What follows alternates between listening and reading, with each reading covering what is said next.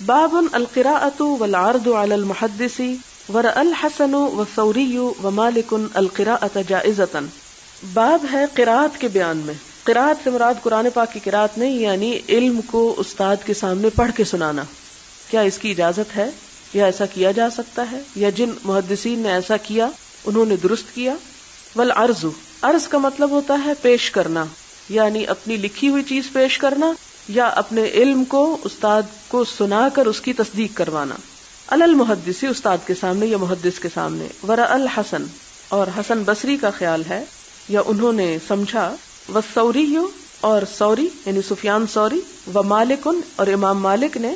القراءۃ، قراءت کو. جائزتاً، کہ جائز ہے. رأى القراءۃ، یعنی قراءت کو جائز سمجھا، درست سمجھا، اس کو اہمیت دی.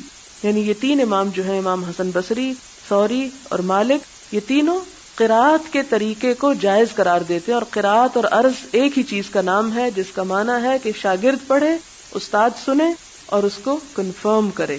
واحتج بعضهم، اور بعض نے احتجاج کیا. احتجاج بمعنی مظاہرہ نہیں ہے، یہاں مراد یہ کہ حجت اس میں سے نکالی، یعنی دلیل لی. واحتج، اور دلیل لی. بعضهم، ان میں سے بعض نے. فی القراءۃ، قراءت کے معاملے میں. علی العالم، عالم پر. بحدیث زمام ابن ثعلبہ، زمام بن ثعلبہ کی حدیث کو انہوں نے اپنے لیے حجت کے طور پر لیا، یا اس کام کے لیے انہوں نے دلیل کہاں سے لی؟ زمام بن ثعلبہ کی حدیث سے. اب وہ حدیث کیا، وہ آگے آئے گی. یعنی اس طریقے کے جائز ہونے پر دلیل انہیں ملی زمام بن ثعلبہ کی حدیث سے. انہ قال للنبی صلی اللہ علیہ وسلم، کہ انہوں نے نبی صلی اللہ علیہ وسلم سے کہا. کس نے کہا؟ زمام بن ثعلبہ نے. اللہ امرک، جب مد ہو جائے اور دو الف جمع ہو جائے تو اس کا مطلب ہے اللہ، کیا اللہ تعالیٰ نے امرا کا حکم دیا آپ کو؟ ان تصلی الصلوات، کہ آپ پڑھیں نمازیں، یعنی آپ کو نماز پڑھنے کا اللہ تعالیٰ نے حکم دیا. قال نعم، آپ نے فرمایا ہاں. قال فہذہ قراءۃ علی النبی صلی اللہ علیہ وسلم.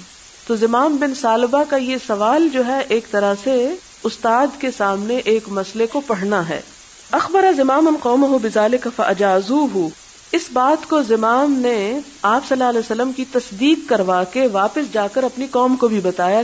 آپ صلی اللہ علیہ وسلم کے سامنے انہوں نے جو بات کہی تھی وہ آپ نے خود نہیں فرمائی تھی، وہ بات زمام نے کہی تھی. جب آپ نے نام کہہ دیا تو انہوں نے اس بات کو حضور صلی اللہ علیہ وسلم سے منسوب کر کے اپنی قوم کو جا بتایا کہ مجھ سے حضور نے فرمایا ہے. اور کس طرح آپ سے منسوب کر دیا؟ کیونکہ آپ نے نعم کہا تھا.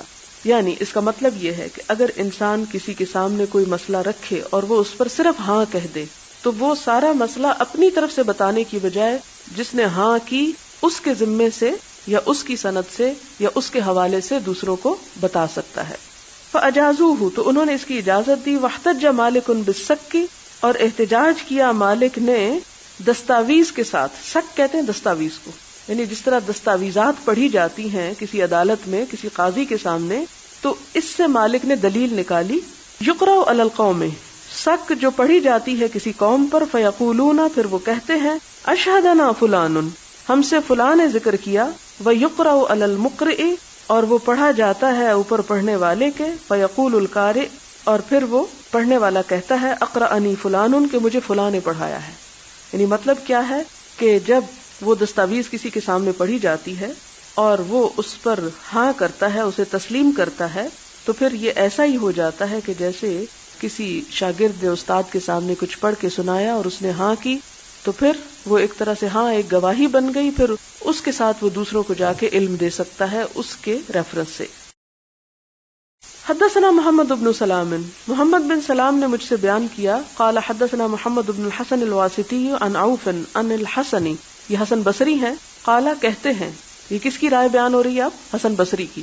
لا بأس بالقراءۃ، کہ قراءت میں کوئی حرج نہیں، یعنی قراءت کے طریقے پر علم حاصل کرنے میں کوئی گناہ کی بات نہیں، کہ جس میں استاد نہ پڑھ رہا ہو، کسی شاگرد نے پڑھا ہو اور استاد نے اس پر صرف ہاں کی ہو. حدثنا عبید اللہ بن موسیٰ عن سفیان، اور یہ سفیان ثوری ہیں. قال اذا قرئ علی المحدث، جب پڑھا گیا اوپر کسی محدث کے، فلا بأس، تو کوئی حرج نہیں، ان یقولا، کہ وہ کہے حدثنی، کہ اس کو آگے بیان کرنے کے لیے حدثنی کا لفظ استعمال کرے. وسمعت ابا عاصم يقول عن مالک وسفیان القراءة على العالم وقراءته سواء. وہ کہتے ہیں کہ انہوں نے ابو عاصم سے سنا، ابو عاصم کہتے ہیں کہ انہوں نے مالک سے سنا اور سفیان ثوری سے بھی کہ عالم کے اوپر قرات کرنا، عالم کے سامنے کوئی چیز پڑھنا، ریڈ آؤٹ کرنا اور عالم کا خود پڑھنا، یہ دونوں چیزیں ایک ہی طرح ہیں. یعنی کسی عالم کی مجلس میں کچھ پڑھ کے سنانا یا عالم سے سننا. اب اگر اس علم کو آگے بیان کرنا ہے تو اس کے ریفرنس سے بیان ہو سکتا ہے، خواہ اس نے خود نہ بولا ہو، بولنے والا کوئی اور ہو، صرف اس کی کنفرمیشن پہ بات اس کی طرف منسوب کی جائے گی. یہ اتنی آپ سوچ رہے ہیں کہ یہ بیکار کی بحثیں کہاں سے آ گئی اور یہ کیوں اتنی باتیں ہو رہی ہیں. اصل بات یہ ہے کہ ہمارے ہاں تو امانت اٹھ ہی گئی ہے. ہم تو اس بات میں کبھی بھی احتیاط نہیں کرتے کہ کیا بات کس نے کی. کوئی بات سنتے ہیں، جس سے دل چاہے اس کو منسوب کر دیتے ہیں، جس کے دل چاہے اس کو اس سے ہٹا کے کسی اور کے نام لگا لیتے ہیں. ہمارے ہاں تو اسٹوڈنٹس جب اسائنمنٹس لکھتے ہیں تو پورے کا پورا کلام کسی کا نقل کر کے اپنے پین سے لکھ کے اور اسٹیپلر لگا کے خوبصورت انداز میں پیشکش فلان. اسی طرح بہت سے شاعر بھی ایسے کرتے ہیں کہ کلام کسی اور کا چرا کے اپنے نام سے چھپوا لیتے ہیں، اور یہ چیز بہت عام ہے ہماری یونیورسٹیوں میں، ہمارے کالجز میں، ہمارے اداروں میں. اسی لیے ریسرچ کا کوئی معیار نہیں، سب نقالی ہوتی ہے، ادھر سے ادھر سے چیزیں جمع کی ہوئی اور جمع کر کے ان کو اپنے نام سے شائع کر دیا. تو یہ ایک خیانت ہے کہ علم کسی کا ہو، سوچ کسی کی ہو اور اسے انسان اپنے نام سے منسوب کر لے کہ یہ میری بات ہے، یہ میرا قول ہے، یہ میرا فرمان ہے. ائمہ، فقہاء اور محدثین ایسا کام نہیں کیا کرتے تھے. انہوں نے اس معاملے میں بڑی بڑی بحثیں کی ہیں کہ اگر استاد نے بولا نہیں تو کیا ہم وہ بات جو اس کی مجلس میں ہوئی اور ایک خاص طریقے پر ہوئی اور شاگرد نے بولی تو کیا ہم اس کو استاد کے نام سے آگے روایت کر سکتے ہیں کہ نہیں؟ کیونکہ بولنے والا تو استاد نہیں تھا، بولنے والا تو شاگرد تھا. اب یہ شاگرد جو کچھ پڑھ رہا ہے یہ کہاں سے آیا؟ اس کے دو طریقے ہوتے تھے. یا یہ ہوتا تھا کہ وہ استاد ہی کی کتاب ہوتی تھی، جو استاد خود پڑھنے کے بجائے شاگرد کو کہتا تھا کسی اچھے پڑھنے والے کو، اچھا تم پڑھو. اب وہ علم شاگرد کا اپنا نہیں ہوتا تھا، وہ جمع تو استاد ہی کا ہوتا تھا، لیکن استاد خود بولنے کی بجائے شاگردوں سے اور اس میں آپ سوچ رہے ہیں کہ کیوں بلواتا تو خود کیوں نہیں بولتا تو اسے کیا ہو جاتا تھا. اس زمانے میں علم کی مجلسیں 1، 2 یا 3 گھنٹے کی نہیں ہوتی تھی، وہ کئی گھنٹوں پہ مشتمل ہوتی تھی اور ہزاروں لوگوں پر مشتمل ہوتی تھی. اس میں بعض اوقات استاد جو تھا وہ مسلسل کئی گھنٹے بول نہیں سکتا تھا. بعض اوقات یہ ہوتا تھا کہ استاد کا علم تو بہت ہوتا تھا مگر اس کے بولنے کا انداز لوگوں کو پوری طرح سمجھ نہیں آتا تھا. اس کے مقابلے میں ایک شاگرد زیادہ بہتر طور پر ایک ہزاروں کے مجمع کو سنوا سکتا تھا. تو عموماً پھر یہ طریقہ اختیار کیا جاتا کہ استاد صرف اس کو کنفرم کرتا جاتا اور لوگوں کو سنانے کے لیے، جس طرح یہ مائک استعمال ہوتا ہے تو بلند آواز کے واضح قرات کرنے والے، بہتر انداز میں عربی عبارت کو بولنے والے کو کھڑا کیا جاتا تھا جو لوگوں کو آگے استاد ہی کی چیز، اسی کا لیکچر سناتے تھے. ہو سکتا کہ مسئلہ واضح ہو گیا ہو، لیکن اگر پھر بھی کوئی سوال ہو تو آپ پوچھ سکتے ہیں بعد میں. وہ اس لیے کہ یہ چیزیں ذرا سی نئی ہیں آپ لوگوں کے لیے کہ ہمارے نزدیک تو اس کی کوئی اہمیت نہیں. کسی نے حدثنا کہہ دیا، خبرنا یا کوئی بھی، تو ہمیں تو ایک فضول سی بات لگتی ہے. وہ اس لیے لگتی ہے کہ ہمارا تو علم کے کوئی پیمانے ہی نہیں رہے، کوئی طریقہ ہی نہیں رہا، کوئی سلیقہ ہی نہیں رہا، کوئی ادب ہی نہیں رہا، کوئی احترام ہی نہیں رہا. تو اس لیے ہمارے لیے تو یہ چیزیں بیکار ہیں. لیکن جب ہمارے ہاں مسلمانوں کے اندر اسلام نے جو علمی امانت کا درس دیا اور جو تحقیق اور جھوٹ سے بچنے اور پرہیز کرنے کا، اس کے نتیجے میں یہ سب کچھ پیش آیا اور سامنے آیا، اور اس لیے ان مسائل پہ بحثیں کی گئیں. اور اگلی حدیث ہم دیکھتے ہیں. اب یہ زمام بن ثعلبہ کی حدیث ہوگی. حدثنا عبداللہ بن یوسف، ہم سے عبداللہ بن یوسف نے بیان کیا. قال حدثنا اللیث عن سعید هو المقبوری. بعض اوقات آپ دیکھیں گے کہ علماء کے ناموں کے ساتھ عجیب و غریب نسبتیں آتی ہیں. مثلا مقبوری، یہ ان کے پیشے کو ظاہر کرتا ہے کہ خاندانی طور پر یہ قبریں کھودنے والے تھے. کبھی آپ پڑھیں گے جساس، چونا بیچنے والے. حذا، موچی. ہمارے ہاں تو کسی کو موچی کہہ کے پکاریں تو اس کے لیے ایک باعث عیب ہے، لیکن علماء اپنے نام کے ساتھ اپنی ذات یا پیشہ لگانے میں کوئی عار محسوس نہیں کرتے تھے، اس لیے کہ ان کو پتا تھا کہ خواہ ہماری پہچان موچی سے ہی کیوں نہیں یا موچی کے خاندان سے کیوں نہیں، لیکن اگر ہم علم میں آگے ہیں تو موچی ہونا ہمیں کوئی نقصان نہیں دیتا. اب چونکہ ہمارے پاس کوئی قابلیت تو رہ نہیں گئی، جب قابلیت نہیں تو پھر ہم بڑے بڑے ٹائٹلز کو پسند کرتے ہیں اور اپنی اصلیت کو چھپانے لگتے ہیں. جبکہ انہیں اپنی اصلیت کو ظاہر کرنے میں کوئی حرج نہیں محسوس ہوتی تھی.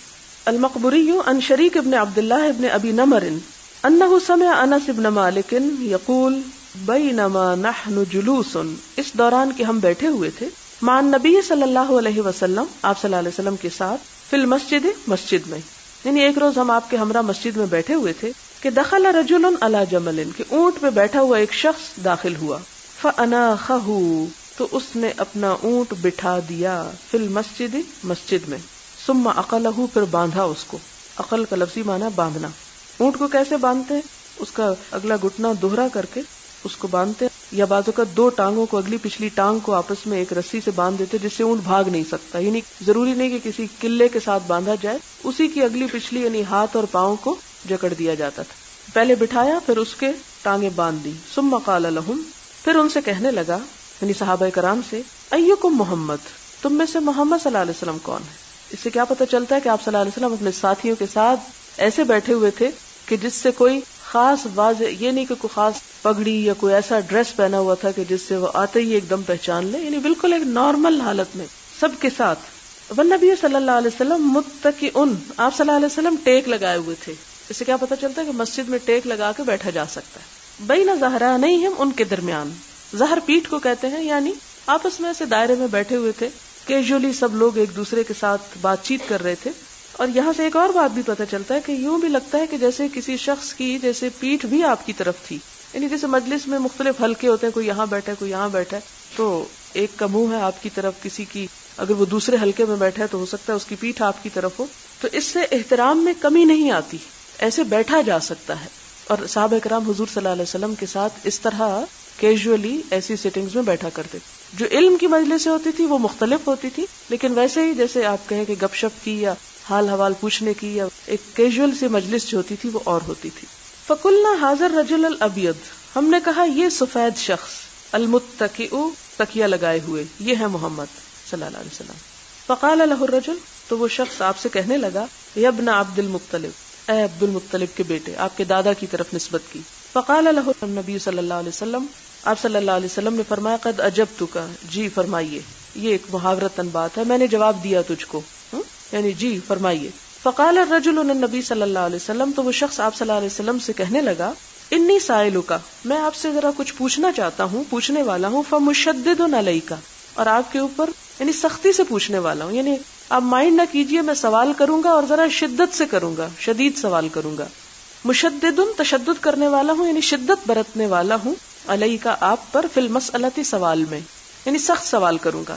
فلا تجد، تو نہ پائیے، علیہ، میرے خلاف، فی نفسک، اپنے دل میں، یعنی کوئی بدگمانی نہ لائیے، میرا انداز ایسا ہے. فقالا، تو آپ صلی اللہ علیہ وسلم نے فرمایا، سل، پوچھو، اما بدالک، جو تجھ پہ ظاہر ہوتا ہے، یعنی جو تجھے خیال آ رہا ہے، جو پوچھنا چاہتے ہو پوچھو. فقالا، تو کہنے لگا، اسألک، میں سوال کرتا ہوں آپ سے، بربک، آپ کے رب کی قسم دے کر، بے یہاں بمانا قسم ہے، ورب من قبلک، اور رب ان سب کا جو تجھ سے پہلے تھے، یعنی سب کے رب کی، یعنی آپ پیغمبر ہیں اور آپ سے پہلے جتنے پیغمبر گزرے ان سب کے رب کی قسم دے کر ایک سوال کرتا ہوں. اللہ ارسلک، کیا اللہ تعالیٰ نے آپ کو بھیجا، الی الناس کلہم، سب لوگوں کی طرف. فقالا، تو آپ نے فرمایا، اللہم نعم، ہاں یا میرے اللہ، یعنی اللہ تعالیٰ کو ایک طرح سے گواہ بنا کے آپ صلی اللہ علیہ وسلم نے فرمایا، اللہم، یعنی اے اللہ، یعنی تو گواہ ہے، نعم، ہاں، یعنی میں سچ بات کہہ رہا ہوں. یہ ایک انداز ہے کہنے کا. قالا، وہ کہتا ہے، انشدک باللہ، میں آپ کو اللہ کی قسم دے کے بات پوچھتا ہوں، یعنی ہر بات پہ قسم کھا رہا ہے. اللہ امرک ان تصلی الصلوات الخمس، کیا اللہ نے آپ کو حکم دیا کہ 5 نمازیں پڑھیں، فی الیوم واللیلۃ، دن اور رات میں، یعنی 24 گھنٹوں میں 5 نمازیں اللہ کے حکم سے آپ پڑھتے ہیں. قال اللہم نعم، آپ نے فرمایا ہاں. قال انشدک باللہ، پھر کہتا ہے میں آپ کو اللہ کی قسم دے کے پوچھتا ہوں، اللہ امرک ان تصوم ھذا الشہر، کیا اللہ نے آپ کو حکم دیا کہ اس مہینے کے روزے رکھیں، یعنی رمضان کے، من السنۃ، سال میں سے.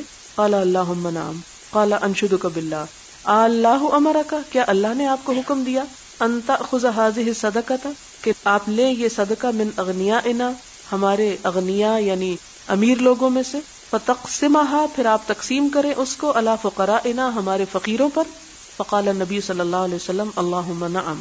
فقال الرجل، تو وہی شخص کہنے لگا، یہ جو سوال کر رہا تھا، آمنتو میں ایمان لاتا ہوں، بما جئت بہ اس چیز پر جو آپ لائے ہیں، یعنی جو آپ پیغام دے رہے ہیں اس پر میں ایمان رکھتا ہوں، وَأَنَا رَسُولُ اور میں ایلچی ہوں یا بھیجا ہوا ہوں، من ورائی ان کا جو میرے پیچھے ہے، من قومی میری قوم میں سے، یعنی میری قوم کے لوگ جو میرے سے پیچھے ہیں ان کی طرف سے میں آپ کی طرف ایک میسنجر بن کے آیا ہوں، وَأَنَا دمام ابن ثعلبہ اور میرا نام زمام بن ثعلبہ ہے، اخو بنی سعد ابن بکر بنو سعد بن بکر کے خاندان میں سے، اخو یعنی بھائی، یہاں لیکن بھائی نہیں کہیں گے، یہاں مراد ہے ان کے خاندان کا فرد. رواہ موسیٰ وعلی بن عبد الحمید عن سلیمان عن ثابت عن انس عن النبی صلی اللہ علیہ وسلم بہذا، یعنی ایک اور روایت سے بھی یہ بات ثابت ہوتی ہے. اس حدیث کو یہاں لانے کا مطلب یہ ہے کہ آپ صلی اللہ علیہ وسلم نے سوائے اللہم نام کے کچھ نہیں بولا، اور سب احکامات وہ شخص آپ پہ پیش کرتا رہا، اور اینڈ میں اس نے کیا کہا کہ جو باتیں آپ نے مجھ کو بتائی ہیں وہ میں جا کے اپنی قوم کو بھی بتاؤں گا، حالانکہ آپ نے تو کچھ نہیں بتایا تھا، آپ تو صرف سن رہے تھے. اس سے محدثین نے یہ نقطہ نکالا کہ اگر کوئی شخص استاد کے سامنے ایک چیز پڑھ کر اس سے ہاں لے لیتا ہے تو وہ اسی استاد کی طرف اس کو منسوب کر کے آگے دوسروں کو پہنچا سکتا ہے. حدثنا موسیٰ بن اسماعیل قال حدثنا سلیمان بن المغیرہ قال حدثنا ثابت عن انس قال نہینا فی القرآن، ہم روک دیے گئے قرآن پاک میں، ان نسأل النبی صلی اللہ علیہ وسلم کہ ہم حضور صلی اللہ علیہ وسلم سے سوال کریں، یعنی بہت سوالوں سے ہم کو روک دیا گیا. وکان یعجبنا اور ہم کو یہ بات اچھی لگتی تھی، پسند آتی تھی، ان یجیء الرجل کہ ایک شخص آئے، من اہل البادیۃ اہل بادیہ یعنی بدوؤں میں سے کوئی، العاقل عقل مند شخص، فیسألہ پھر وہ آپ سے سوال کرے، ونحن نسمع اور ہم سن رہے ہوں، فجاء تو آ گیا، رجل من اہل البادیۃ یعنی ایک دن اہل بادیہ میں سے کوئی شخص آ ہی گیا، فقالت اس نے کہا، اتانا آیا ہمارے پاس، رسول کا آپ کا رسول یا آپ کا میسنجر، آپ کا ایلچی، فاخبرنا اس نے ہم کو خبر دی، انکا کہ آپ تزعم دعویٰ کرتے ہیں، ان اللہ عز وجل کہ اللہ عز وجل نے ارسلہ کا آپ کو بھیجا ہے، قال صدقہ آپ نے فرمایا اس نے سچ کہا. یعنی قصہ کیا ہے کہ اہل بادیہ میں سے بدوؤں میں سے ایک عقل مند شخص، صحابہ کرام کی جیسے کہ خواہش تھی، وہ آیا اور سوال کرنے لگا، کیونکہ صحابہ کرام کو بہت زیادہ سوال کرنے سے روک دیا گیا تھا. قرآن پاک میں آتا ہے کہ لا تسألوا رسولکم کما سئل موسیٰ من قبل، جس طرح موسیٰ علیہ السلام سے پہلے بہت سوال کیے گئے تھے، وہ سورۃ البقرہ میں آتا ہے گائے وغیرہ کے بارے میں، کیونکہ بعض چیزیں آپ صلی اللہ علیہ وسلم نے جان بوجھ کر ان کے بارے میں وضاحت نہیں فرمائی، ان کو بیچ میں چھوڑ دیا تاکہ لوگوں کے لیے دین بہت تنگ نہ ہو جائے. اور آپ صلی اللہ علیہ وسلم نے یہ بھی فرمایا کہ لوگوں کے حق میں سب سے بڑا ظالم وہ ہے جس کے سوال کی وجہ سے ایک چیز حرام قرار پائے یا ان کے لیے اس پہ پابندی لگ جائے. تو اس لیے بہت سوالوں سے اس دور میں منع کر دیا گیا کہ لوگوں پہ سختی نہ ہو جائے گی. بہرحال اب یہ ہوا کہ وہ شخص آپ کے پاس آتا ہے اور کہتا ہے کہ آپ کا ایک پیغامبر یا آپ کا ایک جو ہے نمائندہ وہ ہمارے پاس پہنچا ہے. آپ صلی اللہ علیہ وسلم مختلف علاقوں میں، دور دراز علاقوں میں اپنے صحابہ کرام کو تبلیغ کے لیے بھیجتے. یوں محسوس ہوتا ہے کہ جیسے ان کے پاس آپ ہی کا بھیجا ہوا کوئی نمائندہ پہنچا اور اس نے اسلام کی تعلیم دی. اب کیا ہوتا ہے، وہ تصدیق کرنے کے لیے آپ کے پاس پہنچتا ہے کہ ہمارے پاس ایک شخص نے آ کے کہا ہے، انک تزعم کہ آپ دعویٰ کرتے ہیں، ان اللہ عز وجل ارسلک کہ آپ کو اللہ تعالیٰ نے رسول بنا کے بھیجا. قال صدقہ آپ نے فرمایا اس نے سچ کہا. قال وہ کہتا ہے، فمن خلق السماء آسمان کو کس نے پیدا کیا؟ قال آپ نے فرمایا اللہ عز وجل اللہ تعالیٰ نے. قال پھر وہ شخص پوچھتا ہے، فمن خلق الارض والجبال زمین اور پہاڑ کس نے پیدا کیے؟ قال اللہ عز وجل آپ نے فرمایا اللہ تعالیٰ نے. قال فمن جعل فیہا المنافع پھر کس نے بنائے اس میں فائدے، یعنی زمین میں فائدے کی اور بہت سی چیزیں کس نے پیدا کی؟ قال اللہ عز وجل آپ نے فرمایا اللہ عز وجل نے. قال فبالذی تو وہ شخص یعنی وہ بدو شخص جو تھا وہ کہنے لگا، پس قسم ہے اس ذات کی، خلق السماء جس نے آسمان کو پیدا کیا، وخلق الارض ونصب الجبال اور جس نے زمین کو پیدا کیا اور پہاڑ نصب کیے یعنی پہاڑوں کو جما دیا، وجعل اور بنائے فیہا المنافع اس کے اندر بہت سے فائدے. اللہ ارسلک یعنی ان ساری چیزوں کے رب کی قسم دے کے آپ کو پوچھتا ہوں کیا اللہ نے آپ کو نبی بنا کے بھیجا؟ قال نعم آپ نے فرمایا ہاں. قال زعم رسولک اس نے کہا کہ آپ کے جو ایلچی ہے اس کا دعویٰ ہے ان علینا 5 صلوات، کہ ہمارے ذمے 5 نمازیں بھی ہیں، وزکاتن فی اموالنا، اور ہمارے مالوں میں زکات بھی عائد ہوتی ہے۔ قال صدق، آپ نے فرمایا ایلچی نے سچ کہا۔ قال فبالذی ارسلک، تو قسم اس ذات کی جس نے آپ کو بھیجا، اللہ امرک بہذا، کیا اللہ نے آپ کو ان چیزوں کا حکم دیا کہ ہم نماز اور زکات ادا کریں؟ قال نعم، آپ نے فرمایا ہاں۔